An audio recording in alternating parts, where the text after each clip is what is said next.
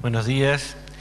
Quisiera agradecer la invitación a participar en este Congreso de Buenas Prácticas y ya que vamos a hablar de ética, quisiera también aclarar que no soy doctor, sino que estoy cursando mi doctorado, soy doctorando en Filosofía y Letras. Y me parece importante en un Congreso que habla sobre las buenas prácticas, recuperar la intencionalidad de la reflexión sobre la práctica. Que este espacio que ocupamos quienes exponemos no sea un espacio protagónico, sino subsidiario del protagonismo que tienen en este encuentro las prácticas de enseñanza. Creo que muchas veces el discurso social sobre lo que ocurre en las escuelas está mucho más centrado en lo que la escuela no hace que en lo que la escuela efectivamente realiza.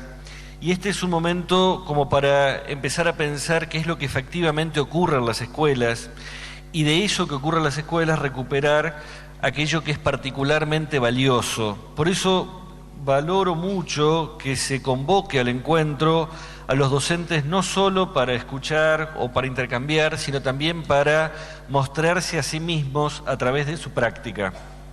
Y quisiera trabajar entonces en torno a esta noción de práctica, tratando de vincular la práctica de enseñanza con sus dimensiones ética y política. Y esto implica pensar la relación entre ética, política y didáctica, y pensar también cuáles son las dimensiones ética y política de la enseñanza y del aprendizaje. En principio, conviene pensar que toda práctica de enseñanza es ante todo una práctica social, y que las prácticas de enseñanza preexisten a la escuela misma.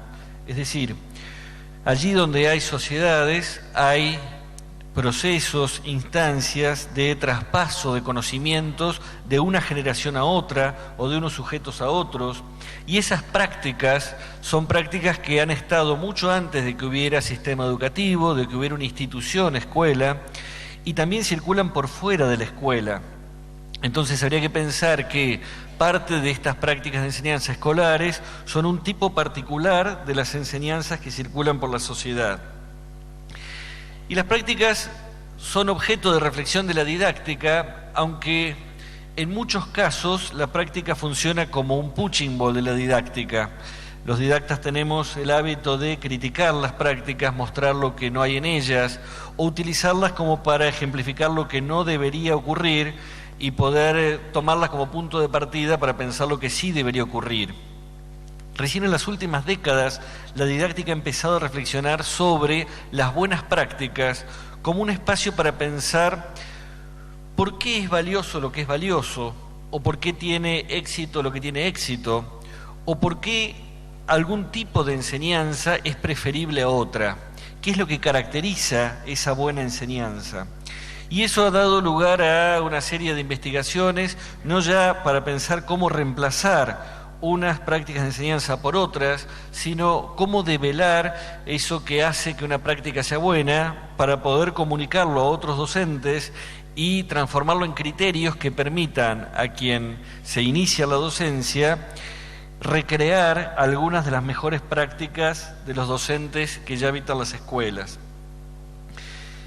Suele haber también una visión bastante despectiva hacia las prácticas, porque se la ve como el territorio que funciona como contrapeso de lo teórico, y pareciera que primero en algún lugar se produce teoría y después en otro lugar se ven las posibilidades de llevarlo a la práctica o de ejercerlo en un contexto específico.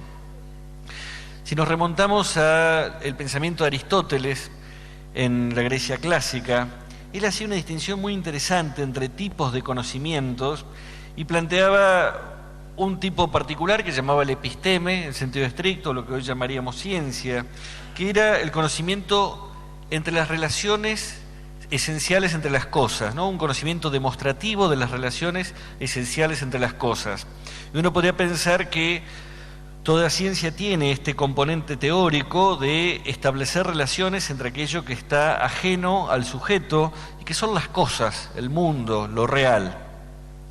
Caracterizaba un segundo tipo de conocimiento como la episteme poetiké, lo que en griego significa este conocimiento poético y que traduciríamos en términos contemporáneos como técnica o arte. y que él caracterizaba como el conocimiento vinculado a la producción de objetos, el conocimiento vinculado a la fabricación de algo. Fíjense que es curioso cómo aparecen en el mismo lugar el arte y la técnica, cómo aparece el diseño vinculado también a la creación artística, porque en principio esa habilidad, ese episteme poetiqué, consiste en poder no solo conocer las relaciones que hay en el mundo de lo real, sino generar algo en el mundo, producir algo, intervenir en el mundo. Y hay un tercer tipo de conocimiento, que es lo que él llama el episteme practiqué, y que llamaríamos en términos contemporáneos la práctica, el saber práctico. Y es un conocimiento que consiste en poner como objeto la acción, analiza las relaciones no entre las cosas, sino las relaciones entre los sujetos, entre los que los sujetos hacen, no para permanecer estables, sino para intervenir en lo que los sujetos hacen. El episteme practiqué es un conocimiento regido por la prudencia, lo que en griego es la frónesis, la posibilidad de elegir entre el exceso y el defecto, y tiene como función buscar criterios para poder actuar. Criterios para actuar. Fíjense qué interesante pensar que la práctica es un lugar de producción de conocimiento. No el mismo tipo de conocimiento que la teoría, sino un conocimiento que nace en la práctica para poder perdurar en la práctica, para poder multiplicarse en redes de prácticas. Y yo creo que ahí tenemos una clave interesante para pensar la escuela como un lugar de producción de conocimientos prácticos, como un lugar de producción de experiencias, no solo porque las experimentamos, es decir, las vivimos, las llevamos adelante, sino porque reflexionamos sobre ellas para encontrar las claves que nos permitan atraparla y recrearla en otra ocasión. De eso trata la práctica. Y en este campo de lo que Aristóteles llamaba el episteme practiqué, encontramos diferentes disciplinas que analizan las prácticas en distintos campos. Y ahí se reúnen la ética, la política y la educación. En los tres casos se trata de saberes prácticos, porque se trata de no solo de conocer cómo es el mundo, no solo de intervenir sobre el mundo, sino de intervenir sobre los sujetos. En los tres casos se trata de analizar qué es lo que los sujetos hacen para poder orientar esa acción a través de criterios prácticos.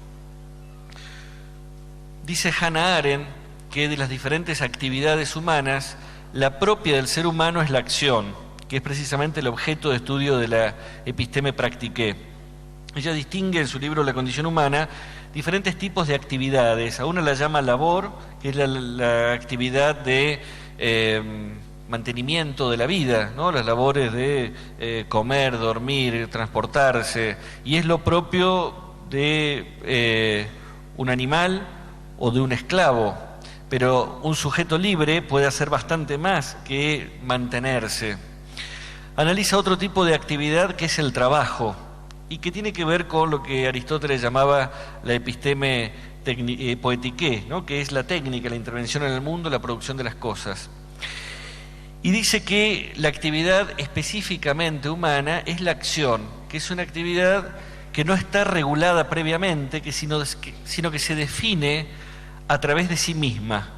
La acción de un sujeto es algo que no está primero en la cabeza y después en la práctica, sino que está ahí en la práctica, y porque está en la práctica puede estar después en la cabeza.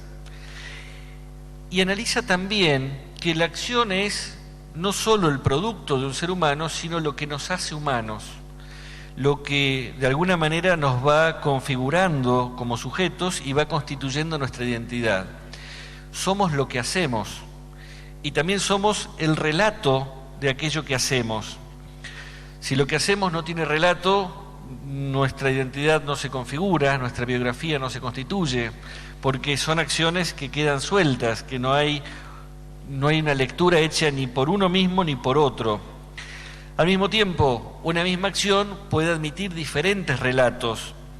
Pensemos que las ciencias sociales, la historia en particular, a veces tratan de establecer causas, efectos, relaciones sobre hechos que se pueden explicar de diferentes maneras.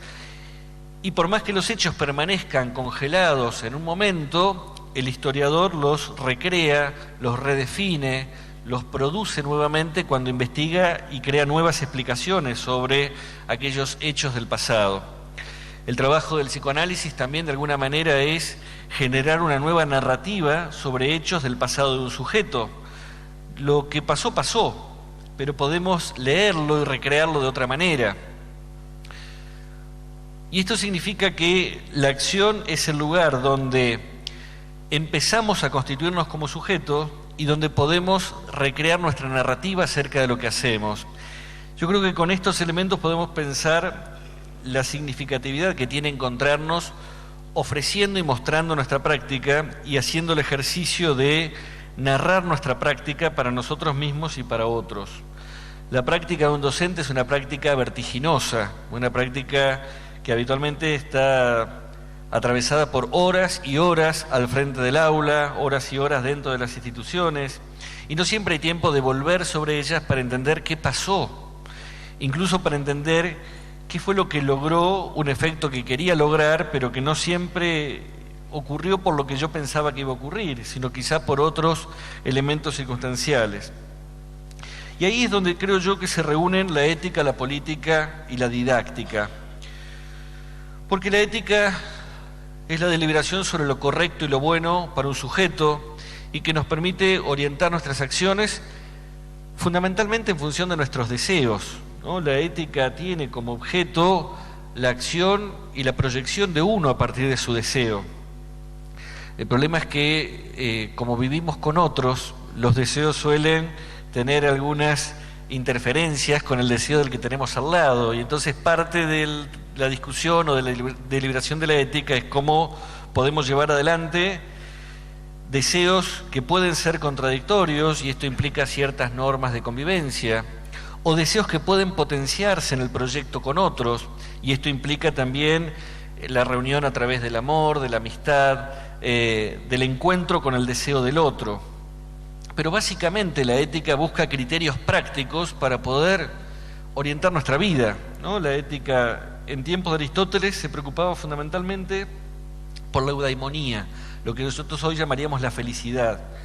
Una vez cuando estábamos discutiendo el currículum de formación ética en Ciudad de Buenos Aires, en un equipo entre diferentes especialistas, comentábamos, bueno, tenemos que ver cómo trabajamos el tema de la felicidad. Y alguien de Naturales decía, ¿pero qué vas a hablar, de Palito Ortega? Digo, no, es que la felicidad es uno de los temas centrales de la ética. Porque nos preocupa la felicidad, pensamos después normas, valores, criterios, pero si no pensamos que hay felicidad y que hay deseo y que hay proyecto en la ética, todo el resto es una cáscara vacía. Y cuando el deseo se transforma en deseo colectivo y en proyecto colectivo, empieza la reflexión práctica de la política, que es cómo nos organizamos para el ejercicio del propio poder. No hay poder si no hay deseo, y el deseo que se enlaza con el deseo de otros y genera proyectos colectivos también busca modos, modalidades de concreción del deseo a través de proyectos colectivos como este muy rico que vimos recién en la obra de teatro. Y ejercer el propio poder nos lleva a entrar en el terreno de la política, que es la transformación de las relaciones entre los sujetos a través de la generación de normas, caminos, criterios para poder habitar lo público y para que lo público también nos permita llevar adelante los proyectos personales. Me detengo en esta reflexión sobre lo ético y lo político porque si nosotros pensamos a la enseñanza como el ámbito de la práctica, ese ámbito de la práctica está atravesada por lo ético y lo político. El aula es un espacio donde se reúnen el deseo, los proyectos, la búsqueda de la felicidad, la construcción de normas, la necesidad de establecer proyectos colectivos y probablemente en un contexto social y cultural en el cual venimos flojitos de proyectos colectivos, nos resulta bastante difícil pensar colectivamente el futuro, generar un deseo compartido. El aula es uno de los pocos espacios donde tenemos como mandato fundamental generar lo público, construir lo público, empezar a reconocer qué es lo mío, qué es lo tuyo, qué es lo ajeno, qué es lo compartido, en qué sentido somos diferentes, en qué sentido somos iguales y qué podemos hacer juntos. Y esto implica no solo ámbitos de reflexión específica como el área de formación ética y ciudadana, sino cada uno de los ámbitos de enseñanza y de aprendizaje de la escuela. Por eso querría centrarme ahora en los conceptos de enseñanza y de aprendizaje, para poder pensar cómo están atravesados por lo ético y lo político. Enseñanza y aprendizaje son palabras que usamos casi a diario, por lo menos desde que decidimos ser docentes y empezamos a circular por los profesorados, pero que las usemos casi a diario no quiere decir que las usemos siempre del mismo modo, o que las entendamos todos del mismo modo, o ni siquiera que seamos capaces de definirlo, ¿no? Una vez le preguntaban a San Agustín qué es el tiempo, y él decía, si no me lo preguntan, lo sé, si me lo preguntan, no lo sé. Una manera elegante de zafar de la pregunta, ¿no? Pero efectivamente, cualquiera de nosotros sabe qué es el tiempo, pero si nos ponemos a definirlo, nos resulta bastante difícil porque se nos escapa entre los dedos. Y creo que lo mismo podríamos decir de la enseñanza y del aprendizaje.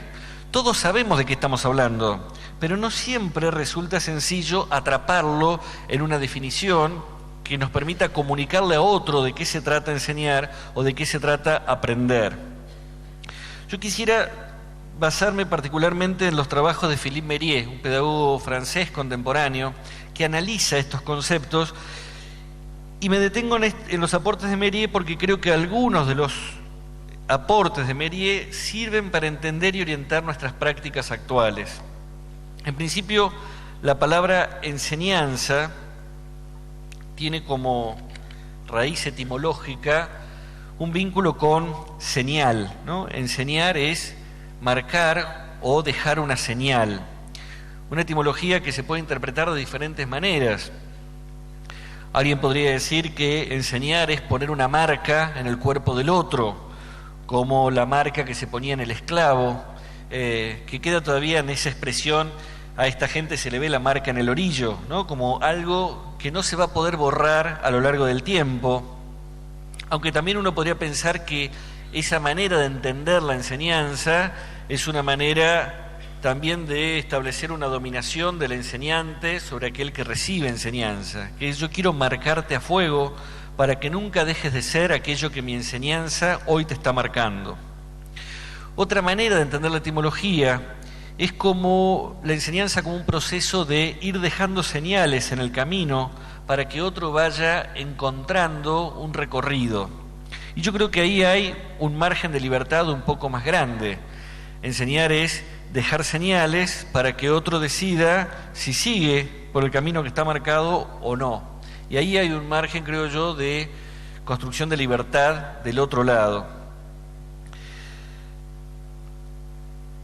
La noción de enseñanza muchas veces se vincula con aprendizaje y a veces se habla del proceso de enseñanza-aprendizaje. Desde hace un tiempo la didáctica se discute mucho esa expresión, porque es una expresión engañosa y tendemos a pensar que, en la actualidad, que una cosa son los procesos de enseñanza y otra son los procesos de aprendizaje. Puede haber enseñanza sin aprendizaje y puede haber aprendizaje sin enseñanza. En todo caso, nuestro trabajo como docentes es tratar de que, por lo menos de vez en cuando, se arme alguna articulación entre los procesos de enseñanza y los procesos de aprendizaje. Si logramos que eso ocurra por lo menos de vez en cuando, eso no es poco. Les aseguro que no va a ocurrir todos los días que demos clase en esta semana, porque efectivamente el aprendizaje es mucho más amplio y más abierto y nuestra enseñanza no llega a las cabezas de nuestros alumnos con una comunicación lineal, sino que tiene un montón de interferencias en el camino. Entonces vamos a tratar de definirlos por separado y buscar algunos cruces entre aprendizaje y enseñanza. Una definición que propone Philippe Mériez sobre aprendizaje es: aprender es hacer algo que no se sabe hacer para poder hacerlo. Es una definición muy sencilla y al mismo tiempo muy rica, ¿no? Aprender es hacer lo que uno no sabe hacer para poder hacerlo. ¿Cómo aprende uno a andar en bicicleta? Andando en bicicleta. Pero ¿cómo andás en bicicleta si no sabés andar en bicicleta? Bueno, es que solamente cuando me subo a la bicicleta y empiezo a andar, puedo aprender lo que en realidad no sé hasta el momento que no me subo. Y esto significa que aprender es estar en proceso de intentar lo que no sé en el mismo momento que estoy intentando. ¿Cómo aprende uno a nadar? Nadando. Y esto significa que uno aprende tragando agua, uno aprende cayéndose de la bicicleta. Lo esperable es cuando uno aprende es que el error forme parte del aprendizaje, porque precisamente estoy haciendo lo que no sé hacer. Si esto nos permite pensar el aprendizaje, yo creo que los invito a que pensemos los aprendizajes más significativos de nuestra vida desde esta concepción. Pensar, bueno, yo aprendí de verdad cuando me largué a hacer lo que no sabía hacer, la primera vez que planifiqué, la primera vez que di una clase, la primera vez que, digamos, esa primera vez que me largué, empecé a hacer algo que no sabía, pero haciéndolo llegué a poder hacerlo, ¿no? Ahí hay una definición interesante y que tiene un mandato didáctico, que es que la enseñanza en principio debe invitar a hacer lo que no se sabe hacer. Ahí hay un primer mandato interesante, que es: si yo no logro que mis alumnos hagan lo que no saben, no van a poder aprender. No es que primero tienen que saberlo para poder traerlo a la escuela. Muchas veces en las escuelas se pide como requisito lo mismo que nos proponemos como objetivo. Y los maestros, los profesores en los primeros meses del año dicen: mirá, estoy dando historia y no saben nada. Yo digo, bueno, menos mal, tenés todo el año por delante para enseñarles, ¿no? O estoy enseñando lengua y literatura y no saben leer. ¿Qué mejor oportunidad para invitarlos a leer y que a partir del no saber empecemos a desenvolver el aprendizaje? Digo esto porque hay una queja persistente en todo lo que los chicos no hacen, no saben, no quieren, no dicen. Y yo creo que la primera pregunta para hacernos es: ¿qué es lo que efectivamente hacen, saben, quieren, dicen? Porque ese es el primer motor del aprendizaje. Y ponerlos a hacer lo que no saben hacer es la posibilidad de ir corrigiendo, arrimando el bochín, como para llegar a hacerlo quizá un poco mejor, no digo perfecto. No es esperable que al final de ningún curso de nuestras escuelas los chicos hagan de modo perfecto nada.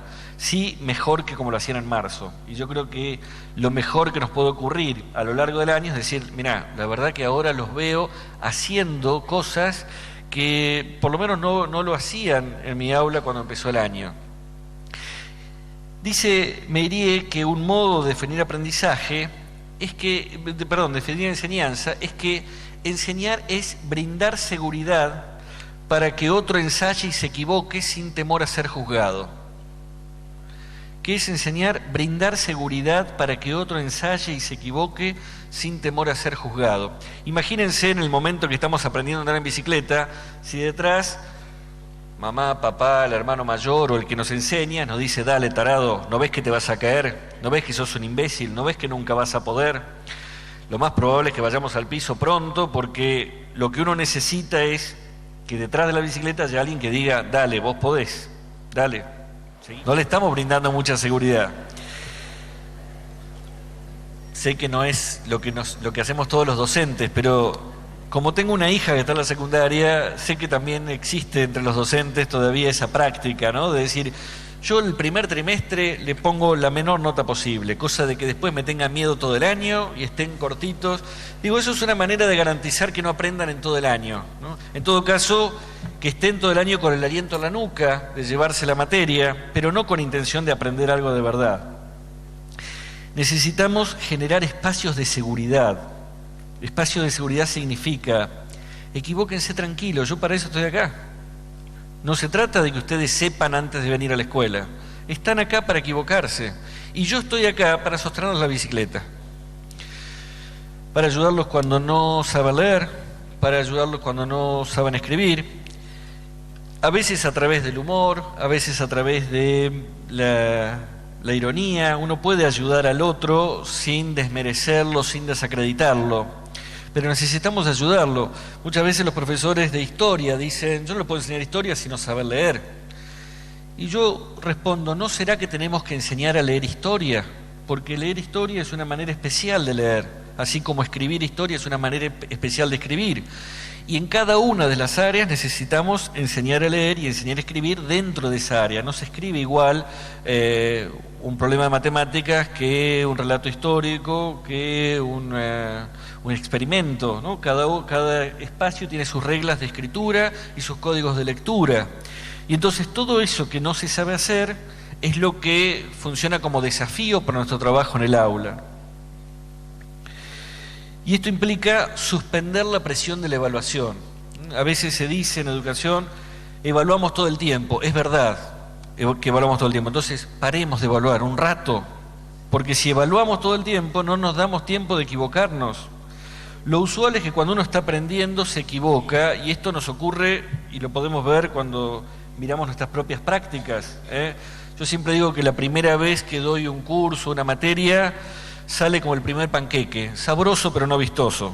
Digamos, va a salir lo mejor que puedo hacerlo, pero es recién el segundo o el tercer año que dicto el mismo curso que yo veo que está saliendo bien. Sin embargo, con los chicos intentamos que a veces en el primer trimestre ya se logre lo que en realidad necesitamos que se logre a final del año.